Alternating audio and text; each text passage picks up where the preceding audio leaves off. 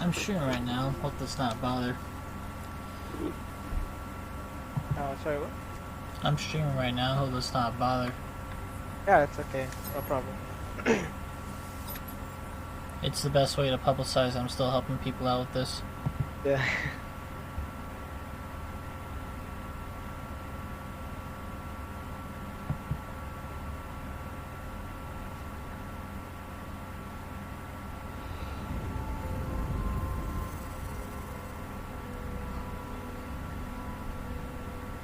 Hey, if you want, come by, drop a sub or something. Have fun. I just followed you. Oh, nice. Yep, the AiK has followed. Or AiK. Yeah. You ever play a Fire Emblem game? No. Aw, man. I see your name and, it's not spelled the same way, but I just think about AiK from, the Fire Emblem Path of Radiance game. No. Yeah, I don't know if you watch Twitch often, but I'm a variety streamer, so I play pretty much everything, and I achievement hunt too. Oh. I'm trying to build up a community of people that could easily achievement hunt together if necessary. Oh, that's nice.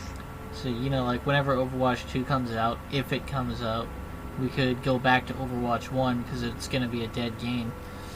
Yeah. And do booster lobbies and stuff. If I get a big enough following, large enough number of subscribers and stuff. Yeah.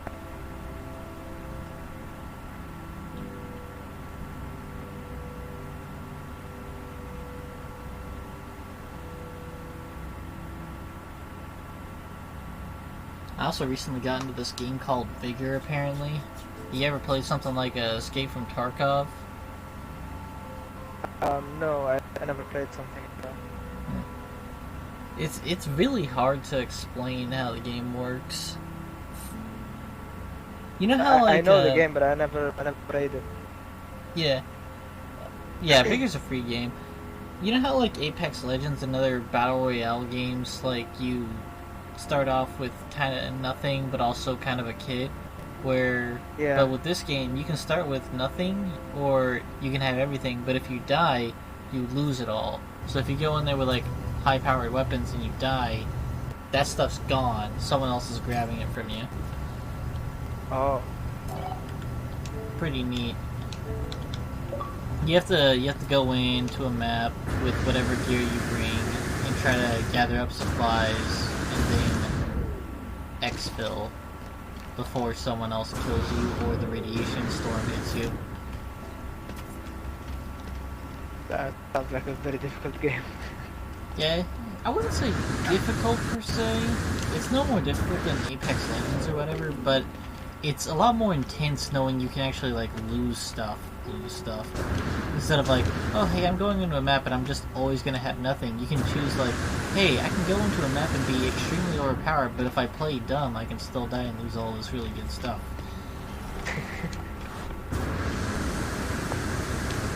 And you build up your little home base with all the resources you pick up, which then basically makes it so that you can do bigger hauls, or your losses are more trivial because you get more resources from your base, which lets you craft more weapons and consumables. Oh man, you joined the group, entered the system, and already left the system. You already made the jump? Yeah, I just got the achievement. Wow, you are the fastest person to get that done. Everyone else has trouble with one thing or another. They either want to stay in system and try to get a base built, or because you don't keep this checkpoint per se. Yeah. Next time you log in, you're going to be wherever you left off. So some people will build a base here specifically so that they can come back here, and then other people can't seem to figure out how to actually do this jump to the center. Oh. Like I was playing on survival. That actually just like 30 minutes ago, I made it to the center like jet. I worked like a lot to get there. Oh, so you flew through all the black holes, or just got your jump drive? I used like a portal to get like 5,000 light years away, and then I used my my starship, which has like 1,000 light years range, and I just used that like 5 jumps, and I was already there.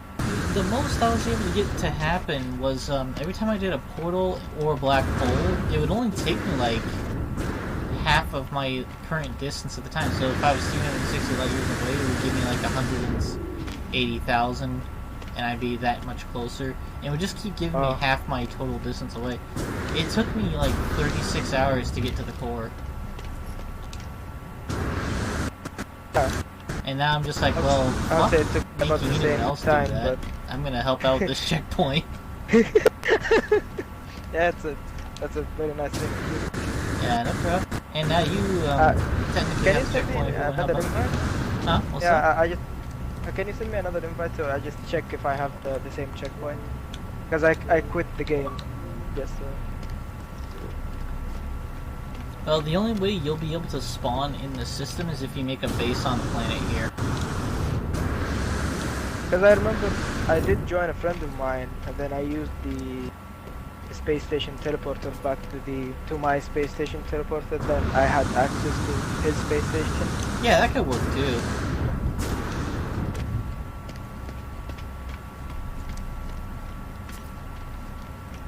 Yeah, I'm in the space station. Yeah, I just spawned. Yeah, you came in at a perfect time. I was looking at in the stream anyway, so I was like, yeah, I'm gonna wrap up this little bit of just cause I was doing, and then help you out with this, and then call it night. I've been at this for 12 plus hours. You've been streaming for 12 hours. Oh yeah, I stream 12 to 16 hours a day most days. Wow. Like one time I streamed like 6 hours straight when Forza Horizon was released, and that was like very like a long time. Yeah, it's real bad whenever you're trying to like force yourself to be excited and everything and hype. But I'm hyped for like the first 3 hours, and then I just stream and I'm just enjoying the game, having fun. If someone pops in, I like a good conversation, but I'm not typically I'm not talking to an empty room the whole time. And unfortunately, that's a skill you need as a successful streamer, and I just can't manufacture conversations with myself. That's why I'm trying to build a community. I need people to bounce off with.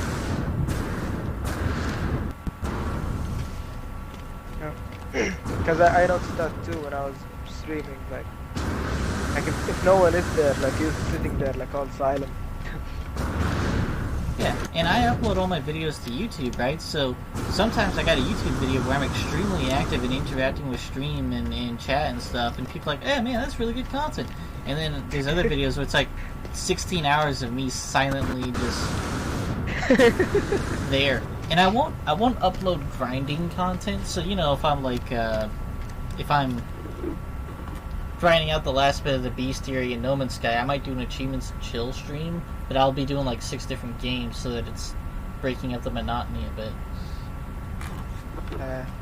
Like I'll stream grinding, but I won't upload that to YouTube. 'Cause who really wants to look at that? Especially if I'm quiet the whole time. If I'm getting heavy commentating going on, maybe I'll upload a grind stream. Me shooting fucking asteroids in No Man's Sky to try to get gold. I used to... I think I have access now to the space station. Yeah, I used to not require that people had full hyperdrives, but I ran out of carbon, so I can't, like, make more antimatter and stuff. And this space station, since I never leave it, won't replenish its carbon supply. So I'm just like, unless someone wants to donate me a bunch of carbon, everyone that wants help is going to need to, like, have their own hypercells / antimatter carbon. So if someone gives me carbon and some ferrite dust, I can make this work for much longer. You can make like a carbon farms. Yeah, I'm on permadeath and I'm at the checkpoint. I just don't Yeah. want to deal with that shit. I'm Yeah, afraid of dying exactly. once I leave this station because I don't put this game Exactly. in anymore. So I'm afraid I'm gonna go on a planet and then like sprint straight into an explosive plant and die.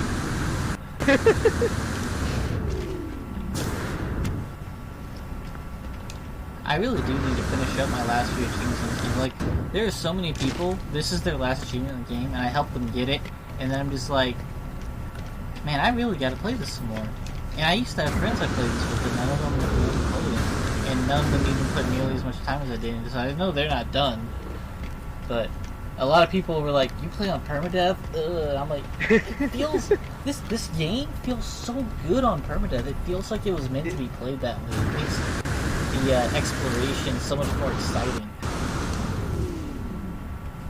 But I'm even, also like I also love Elite like Dangerous and stuff, where if you die, you lose millions of credits buying back your ship. I was playing on survival most of the game, and then I was curious enough that I wanted to try playing on normal difficulty. And then I played for like what was it, like 30 minutes. Like I couldn't play no more. Like it was easy. So I just went back to my survival playthrough. Yeah, like once you get a handle on this game, it's super easy. And the hardest part of permadeath is like your first planet, or your first couple planets, and then once you get enough stuff to be able to actively keep your ship alive, get like a recharger and something that makes it so it doesn't cost as much to thrust off the planet, you're pretty much good to go. Yeah. Oh, what's that? I'm about to die. Let me just get in my ship real quick. Call it over real quick.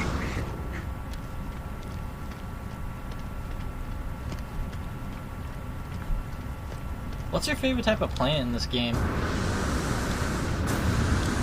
think mostly the lush planets. I think they call it green, and they have seas and stuff. What's your favorite extreme planet? Oh, probably the one with the like snowstorms. Oh, you like your advanced mining laser doesn't like permanence quickly. Yeah, I think I like the snowstorm planet. The first planet I spawned in was like a snowy planet, so I have like a special relationship with it. I like the fire planets because of the boosting. You can just boost from one end of the planet to the other. Oh, Yeah. I didn't know that. Yeah, so toxic planets, you can sprint for longer on them because your oxygen rebreather thing is going. Ice planets, like super extreme ice planets, your mining laser takes longer to burn. Radioactive planets, extreme radioactive, you get double yields from all things you can mine with a mining laser, but not things you can mine with a terrain manipulator. And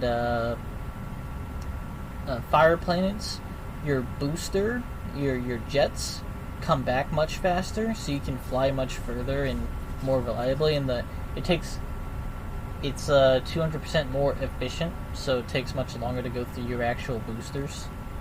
Oh. Yeah, I've been around. And then I played this game for like 52 hours or something, but I didn't know that. I hang out on extreme planets really often because I'm trying to work on.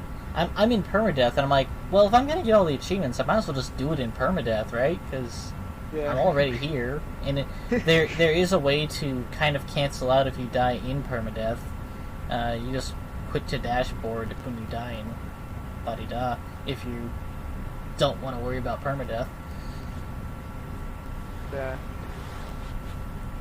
I didn't do that. It's just I know about it. Just in case something bad happens. Because like I'm fine dying if I die in a way that makes sense, but I had one permadeath run early on where some creature headbutted me, right? And it hit me into a tree and the geometry fucked up, so I flew all the way up into space and suffocated. And I'm like, That is definitely not supposed to happen when you get hit by a creature. That's definitely not a thing.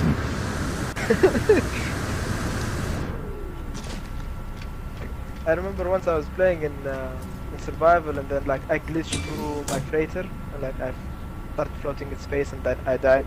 Then I was thinking that that would have been bad if I was in permadeath.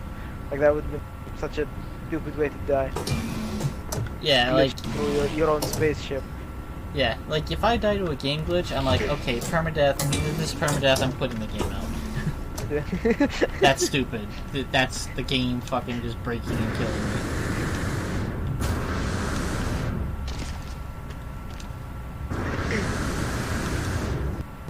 Anyway, glad I could help you out. I'm gonna head to bed for today. Thanks a lot. And feel free to tune in anytime. I'm playing all kinds of games these days. I'll be whenever I'm free, I'll make sure to hop in the Twitch. Yeah, or just put me on as background noise. I make for some decent background noise, just Yeah. because I'm quiet and I'm just doing gameplay for the most part. Unless someone's talking to me, and then I'm talking to them, and I'll commentate on a lot of the shit happening in games. If you ever need any help with any like racing games or stuff like that, I can help you as well, because like I'm really good at those. Yeah, I haven't touched a racing game since fucking like NASCAR Thunder 2003 on GameCube. It's been a while. I can still play them. I know I can still play them. It's just I haven't really.